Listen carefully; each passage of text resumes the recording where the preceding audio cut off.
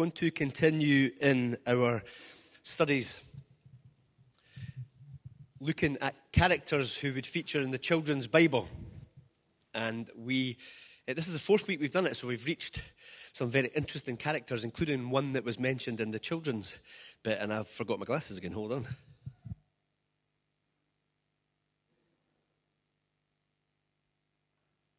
Let me read to you from the book of Hebrews, just as we started the service.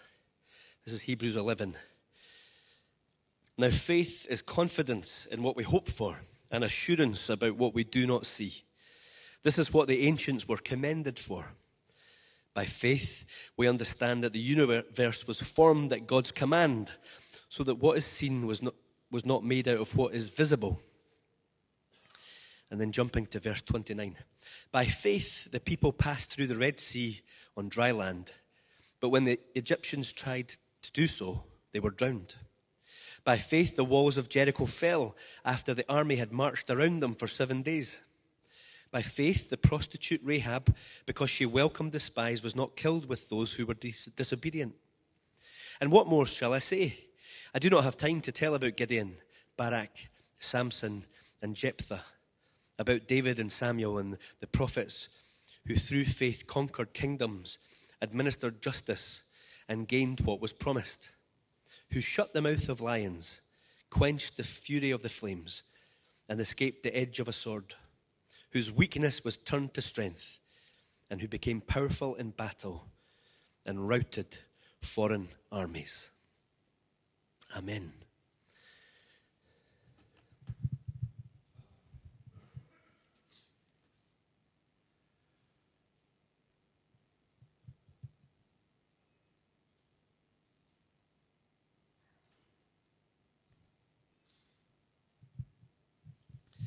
Now, in Awake, the teenage group, folk were asking what a helmet looked like in those days. And this is someone's artistic impression of that, if you're still interested.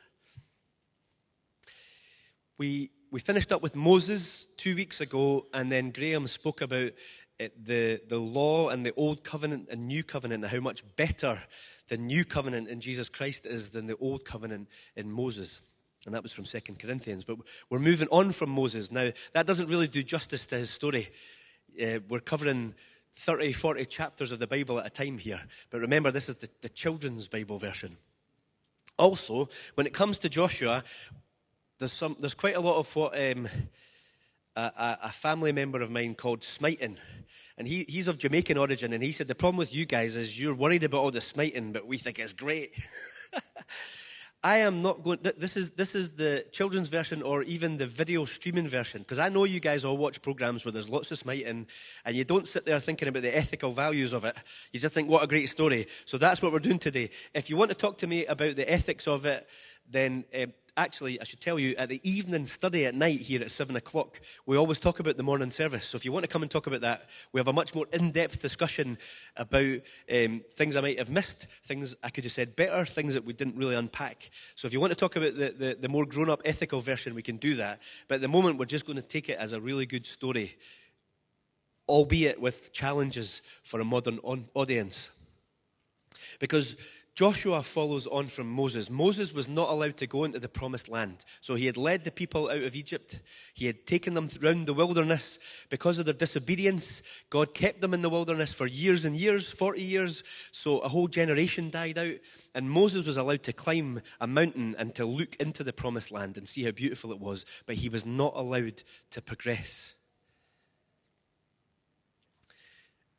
But Joshua was chosen as his replacement. In fact, the book of Joshua makes it very clear that Joshua is every bit like Moses. The way his character is described is very like Moses. He does the same things as Moses did. In fact, that it says that the people began to respect him as much as they had respected Moses.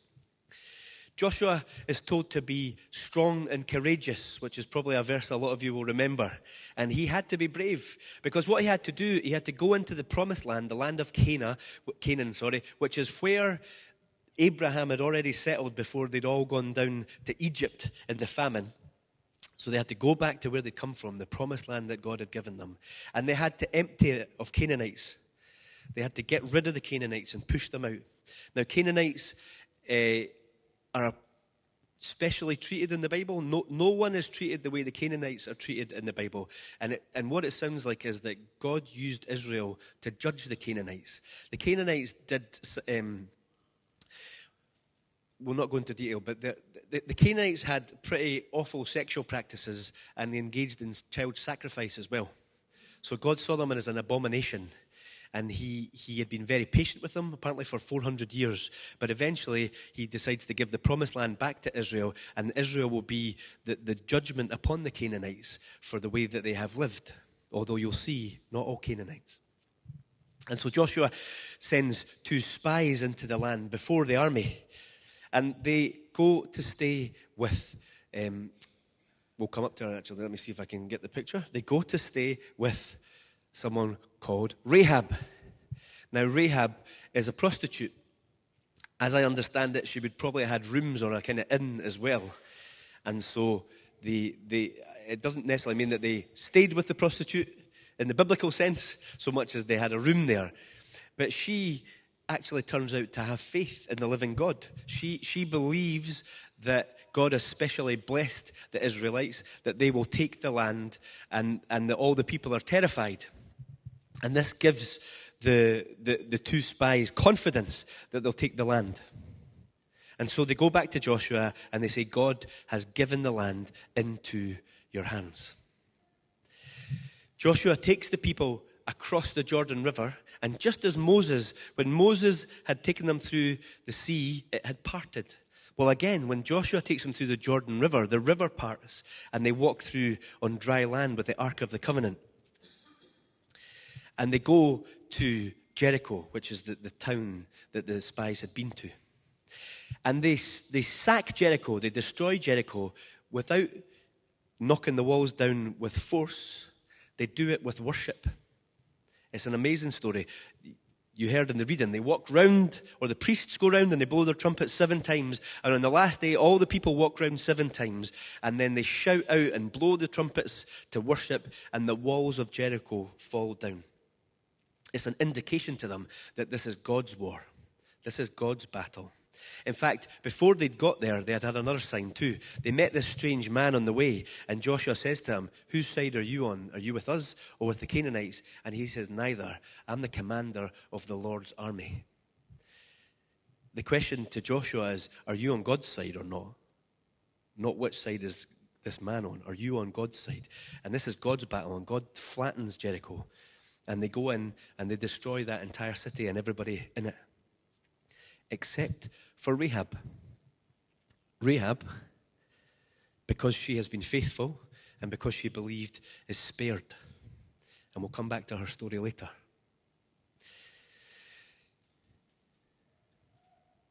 Joshua wants the people to be faithful to God. And one of the ways they're to be faithful is there are certain things they're not to plunder from the city, things that are to be devoted to God in worship. But one man, Achan, disobeys, and he keeps for himself some of the riches that are supposed to go to God alone. And so they move on through Canaan, and there's a village or town called Ai. This makes me laugh because some of these pictures were created with AI. Okay, so this is in the Bible, the battle of Ai against the humans, right back there. And Ai looks like it'd be easy to beat. This little town, they say you only need a few thousand men to go and to capture that city. And they go up and they get absolutely trounced by the people of Ai. And Joshua says to God, you gave us this victory, you want us to have the land, and look. And God says to him, yeah, but you have disobeyed me. And so they work out who has sinned. And it's Achan, and he's killed. One of the Bible commentators points out that the Canaanites are killed for their unfaithfulness, but so are the Israelites. God is not prejudiced about their ethnicity. God wants people who are faithful. If the Canaanites are faithful, if they turn to God, as Rahab did, then they'll be saved. If they don't, they will not be saved. And it's the same. If the Israelites turn away and disobey God, they too will suffer this same fate as the Canaanites. And this is a central part of the book. I'm not going to do the whole story, but it continues similarly all the way through. And the point is if Israel are faithful to God and obedient to him, then they have victory. And if they disobey him, then they will suffer the same fate as the Canaanites. And the book ends with the 12 tribes having the land distributed between them. So each of these 12 tribes that come from Jacob's sons are given different parts of the country. And then they're told by Joshua before he dies that they must remember the covenant. They must be faithful to God if they want to succeed in the land. It's an important point. The law that Moses gave them was not so they could be his people. They were already his people. God chose them out of love and grace. He gave them the law so that they could live to please him. And one of the important things is that the promised land is theirs if they are obedient. They don't stop being God's people, but if they want to live in the peace and rest of the promised land, then they are given the law, the covenant to obey. And when they disobey the covenant, they lose the land. Now, later on, we're not going to do the entire Old Testament in this series just now. I'm going to take a pause and come back to it. But the point is, you know that one day they'll be exiled to Babylon because they never managed to fully obey the covenant. We're going to come back to Rahab, but what I wanted to show you is, right, this is AI, not the town, right? So look, I said, do me a picture of Rahab from the Bible helping the spies to escape. And I had to modify it because this is the picture they gave me. So I know I'm a little bit worried about artificial intelligence taking over the universe, but at the moment it still thinks there's helicopters in the Bible. Check her eyes out too. They always do wonky eyes, right? Look. So look, do you see I fixed her eyes? Anyway, so the next book is the book of Judges, which is what you heard. The first person on the top left here is somebody's artistic impression of Gideon. The judges are leaders. Sometimes they're warlords, although down the bottom is Deborah, and Deborah was more of a legal leader. She was a very wise person. But we're going to go through these three judges. There are more judges than that. But the basic part of the story of Judges is exactly what Joshua said at the end. Joshua said, follow the covenant and it will go well with you. If you don't follow the covenant, then things will fall apart. And Judges is basically about how it all falls apart because they never obey. They don't manage to. God keeps on sending them leaders to bring them back, and they just disobey. And the way that they disobey is that they go off to worship the gods of the Canaanites. So this is part of the problem. They were told to get rid of the Canaanites, but they didn't. And then the Canaanite gods attract them. So they're attracted by the worship of the Canaanites around about them, and this is what they turn to. The first person is Gideon. Now, Gideon is not someone that you would have chosen in a job interview to be a leader. He's a very frightened and scared person. He was hiding from the Midianites, a Canaanite tribe, and an angel said, mighty warrior, God has chosen you. So a lot of irony.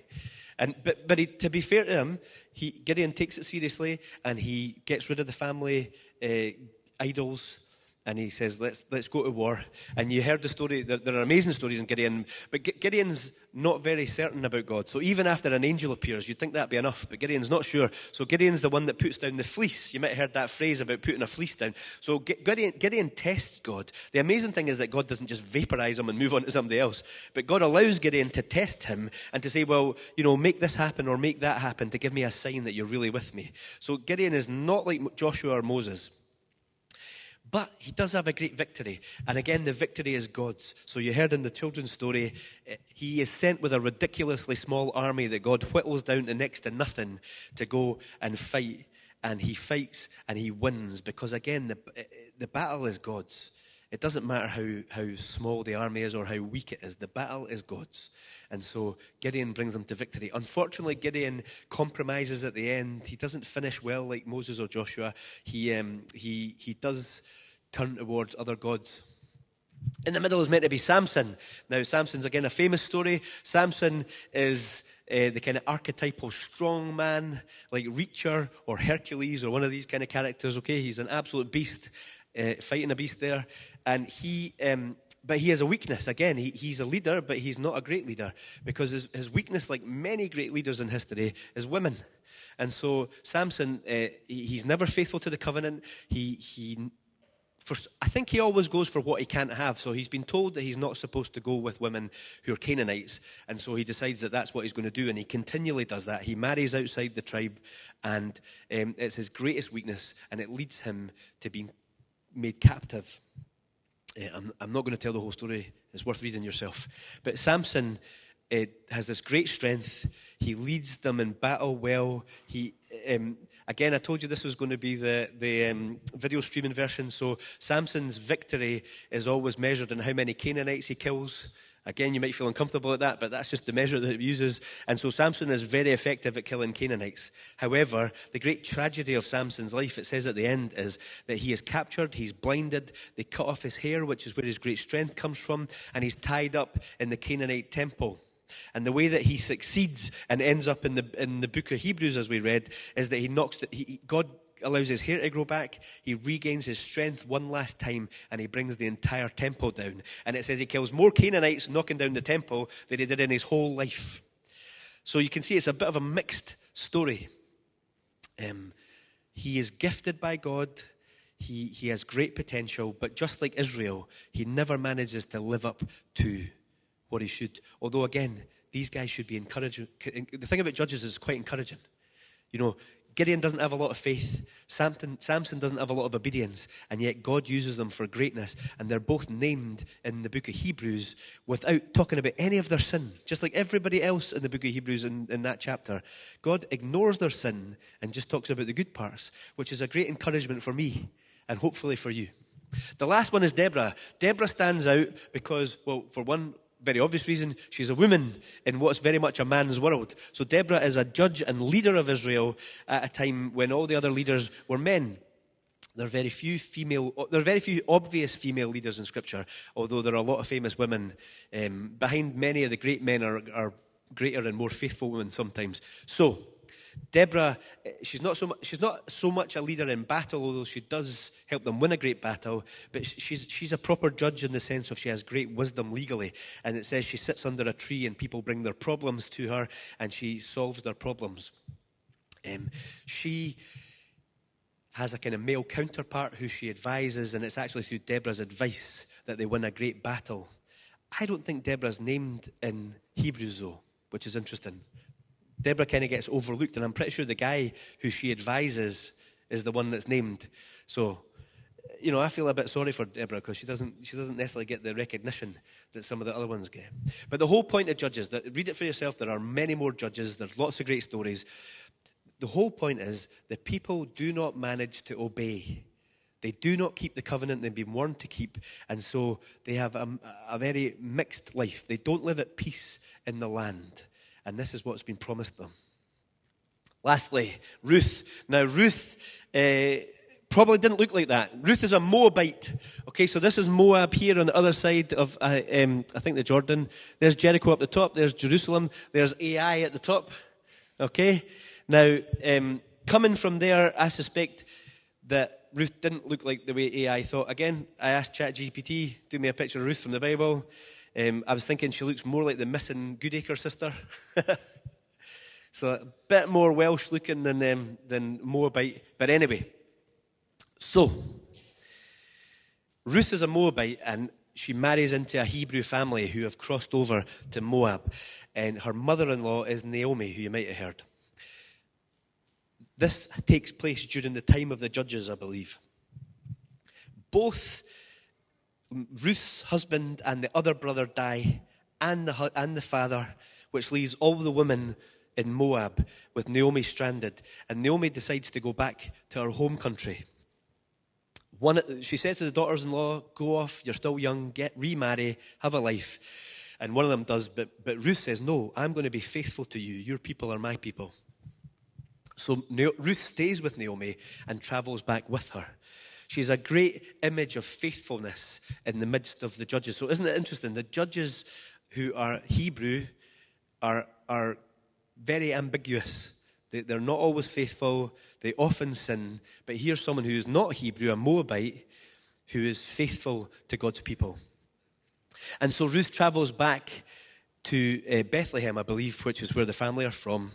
And she stays with Naomi, looks after Naomi, and Naomi helps her to marry into the family. And so Ruth is sent out into the fields. She meets a local leader called Boaz, who's also a distant family member. He is willing to marry her, although there's maybe meant to be somebody else in the family that should marry her because there were a kind of strict framework for remarriage. That guy doesn't want to marry her, so Boaz becomes what's known as a kinsman redeemer. So it's not levirate marriage, which is where the brother married his sister-in-law in order to make sure the family line continues. It's kinsman redeemer, which is another custom of the time, which means that Boaz marries Ruth and brings her into the family, and this gives Naomi and Ruth hope and a future. That's a very shortened version. It's got a whole book you can read. Now,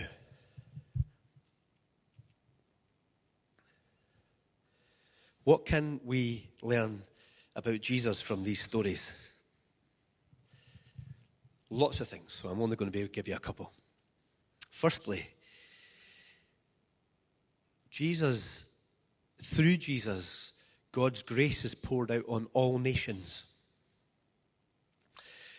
Because the Hebrews are a specific group, the Israelites are a specific ethnic group, some people have read it that God is particular, that it's only about that ethnic group.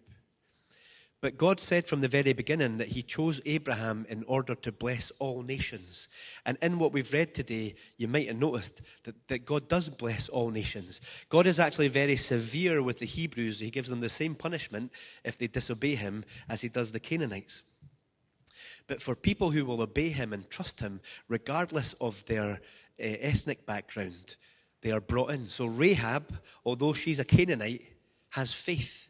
And she's saved by that faith. And she's brought into the family. Ruth, although she is a Moabite, has faith. She trusts in Naomi and Naomi's God. And she is brought into the family. So part of what we see here is that God's intention was always to bless all nations through the Israelites and through Jesus Christ. And in Jesus Christ, people from every nation are brought together and become family. Now, still in our world today, people's ethnic group is used as a way of dividing us. And yet it's very clear in Scripture that we are all family in Jesus Christ. That regardless of your background, we are family in Jesus Christ. Interestingly, God puts both Rahab and Ruth into the family of Jesus. So Jesus is descended from these two women. So these two essentially Gentile or pagan women are brought into the family of God and are great mothers of Jesus. In fact, Ruth, I think her child is the grandfather of King David, who obviously Jesus is born into the line of David. So look at the grace of God. Although he chooses the Jews, the Israelites in Abraham, his ultimate cause is to bring all people together of all nations and backgrounds. Maybe more importantly, not more importantly, but more challengingly, look at Rahab's profession. Now, I don't know, I haven't done enough research into the history of it, but essentially she's running a brothel. And yet she has faith. And that faith is enough to save her. And that faith is enough to bring her into the family. I mean, God brought Rahab into the family of Jesus. This is the grace of God. It does not matter what we have done. In fact, it doesn't even matter what we're doing right now. God is so gracious, and his love is for everybody who would simply believe. Now, yes, he will transform us. He will change us. I don't know what Rahab did. I don't know if she chucked in the job and, started a primary school. Who knows what Rahab did? But the point is, God chose her as she was and called her into his family. He didn't wait for her to change. He by his grace, he loved her. He chose her. He called her. He used her to be part of saving his people, and he used her to be part of saving the entire world through her great descendant, Jesus. Isn't it incredible, the grace of God who brings people of every background, of all kinds of sins, he brings us into his family through Jesus Christ. Next thing, secondly, There's a lot of war, isn't there? There's a lot of war. We meet the commander of the Lord's army. Is that an angel? I don't know. We meet this. You know, at times in this part of the Old Testament, we see the heavens torn open and armies of angels. So we continually heard through what I was talking about that this battle was God's battle, that what was happening on earth was actually the battle of God against evil. We have Joshua, this great military leader. We have all this fighting. But one of the Bible teachers I like pointed out that when God sent Jesus, Jesus was the greatest spiritual warrior that ever has been. Today, in Awake with the teenagers, we were talking about putting on the armor of God. Well, I read recently about how actually the armor of God is actually it's God's armor, in the sense that it's actually the armor of Jesus Christ that we put on. There's a passage in the Old Testament that talks about God putting on the breastplate of righteousness, or God's warrior doing that. Jesus Christ is the divine warrior. He is the one who conquers the land. He is the one that conquers sin and evil and death and hell. No one else could be obedient. No one else could be obedient to the covenant except for Jesus. God himself fulfills both sides of the covenant, God's side and the human side. And so Jesus is the great warrior that Joshua can only point towards, and all these battles, even Moses can only point towards. Jesus is the great warrior who wins the promised land for us. But how does he do it? And I'm stealing this from someone else. The land is won by Joshua by smiting all the Canaanites, or as many as possible. But Jesus wins the land by dying for it. Jesus, instead of smiting everybody, Jesus comes and allows himself to be killed in order to win the land. And lastly,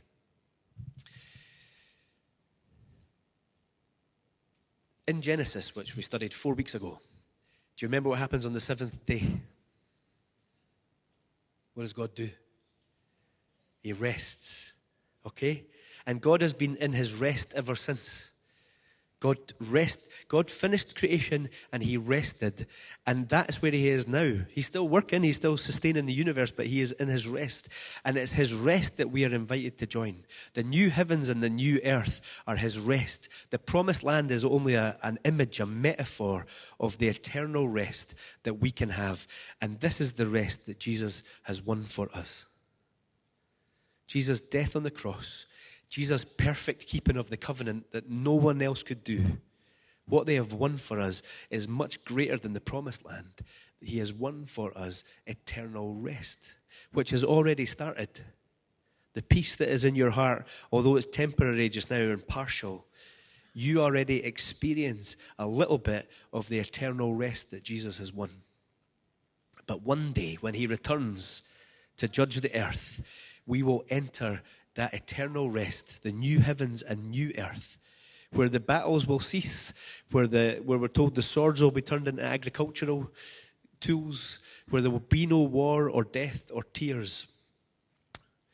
Jesus has won this for us. And so everything that Joshua was trying to achieve, this promised land, that was the promise at the time, but it could never be fulfilled. Because the promise really pointed towards something much greater, a much greater country, a much greater land, a much greater way of being where God would live with his people and there would be perfect peace. And all this Jesus has won for us in a way that no one else ever could. Let's pray.